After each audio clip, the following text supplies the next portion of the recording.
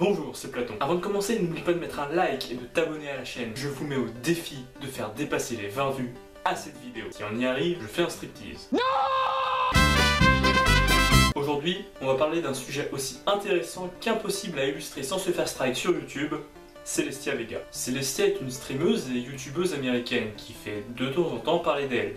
Pourquoi? Quelle est sa particularité? Le porn. On a déjà eu le cas de plusieurs acteurs et actrices X qui se lançaient dans la vidéo ou le stream, grand bien à leur face. Mais eux, c'était leur provenance. Dans le cadre de Celestia, c'est un peu l'inverse. Pour elle, c'est un moyen. Parce que pour sa chaîne YouTube, c'est surtout des questions-réponses déclinées à plusieurs sauces, c'est pas ouf. Mais regardez-la bien, on peut pas dire qu'elle soit spécifiquement moche. Et ça, elle le sait très bien. En fait, à chaque palier d'abonnés, elle va promettre une petite récompense à sa communauté. Des nudes pour ses 100 000, un porno pour le million, et vu qu'elle vient de le dépasser, un showcam sur MFC pour ses 500 000 abonnés. Elle le fera le 11 août prochain si vous voulez tout savoir. Dans YouTube américain, c'est un peu chose courante que les femmes mettent en avant leur physique, mais chez Celestia, c'est quand même quelque chose d'assez exacerbé. Alors, pas sur YouTube, parce que sinon elle se ferait strike assez rapidement. Enfin, c'est vite dit. Elle s'affiche surtout sur ses réseaux sociaux où sa communauté assez jeune et masculine continue à la suivre. Il n'y a rien de spécifiquement mal à se foutre à poil devant un large public.